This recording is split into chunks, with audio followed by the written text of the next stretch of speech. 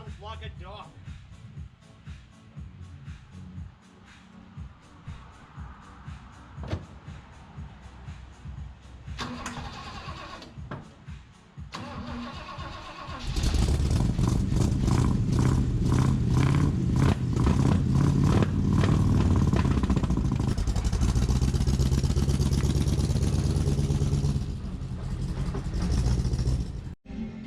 Hello all, I have a new project.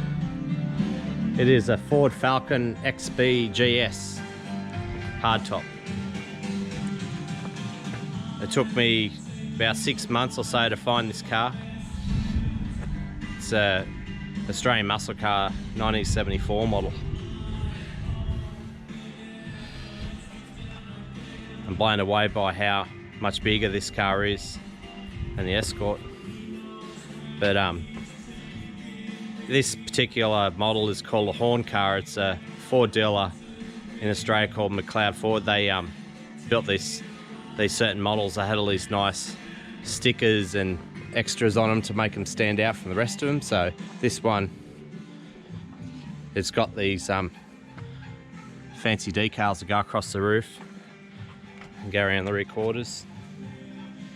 But yeah, I've been looking for one of these for a long time, and I've been struggling to find one that's reasonably priced, because it's one thing buying a hardtop Falcon, but then buying one that's got all the bits and pieces with it, because once you buy one and then you have to buy all the separate parts, it adds up real quickly. So I couldn't find anything online, so I just asked people I know, and one of the fellas I've worked with come up with this fella he knows who buys and sells these. So yeah, he had this sitting at his house, so we agreed on a price, and yeah, all good.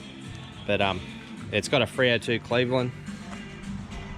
It's got the C4 automatic, they call it a cruiser-matic, and it's got the Borg Warner diff. And the funny part is the Escort's got exactly the same diff and transmission. Obviously shortened to the track's been shortened on the diff to suit the Escort, but yeah, she's a bucket of rust. It's got a lot of rust in it. I'll go through it. But in the door here, I'll start with the door. It's majorly rusted all down the bottom there. The fella I bought it off gave me a heap of sections, replacement sections that they still make for these. There's that rust in the door. The roof's pretty straight, a couple of dings in it. Rear quarters aren't too bad, but the real bad area is just the boot floor. It's unbelievably bad. Typical areas all across there, completely gone in there. Right across back of the windscreen, these are replacement rear spare sections. The parcel shelves, badly rusted. This whole back section is just flimsy. Yeah, it's pretty bad. But I'm not too worried about that sort of stuff. Like, the main thing I was concerned about is how straight the roof is in the rear quarters. So yeah, I've got all these sections here, the guards and the bottom of the doors. But it come with complete interior. Obviously it needs to be retrimmed. I'm just blown away by the difference in size between these two cars. These could have very well been at the same dealership. Like, they come out at the same time. Like, the Escort's a 75 model and this Falcon's a 74, so obviously the chances of them coming out at the same dealership are unlikely. But I'm waiting on the rest of the paperwork for the car, stating all of the stuff, the options it's got in it. Being a GS, it's got a lot of the GT stuff in them. It's factory dual exhaust.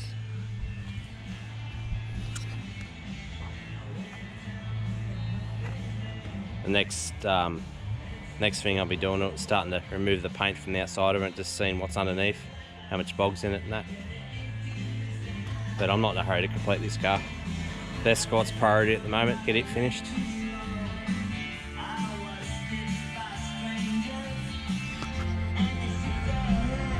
That's not the factory grille. It's got, this model's got the driving lights embedded in the grille, but and it's got these here bit bonnet. I was going to dump a burnout in it, but I can't get the motor running properly. Got a fuel tank in here, it's pretty dodgy, but it's only just to get out here. I'm not going to drive it around or anything. But yeah, the Escort, believe it or not, was, the panels have never been as bad as the Falcon, but this car's been for a shed fire, so it's pretty badly damaged. But I'm pretty confident the I can get this Falcon to be just as clean. Yeah, so I'll put some more videos up when I start cleaning up the panels and seeing what I've got, seeing how bad, what dents are hiding underneath. And then I'm just waiting on the interior to turn up for the Escort.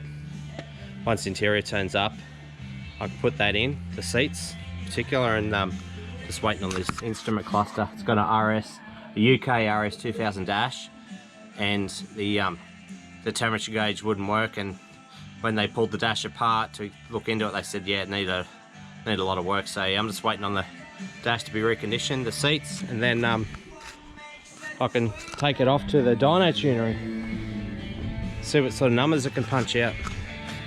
I'm hoping for around 400 rear wheel horsepower or 300 kilowatts. See how it goes. But yeah,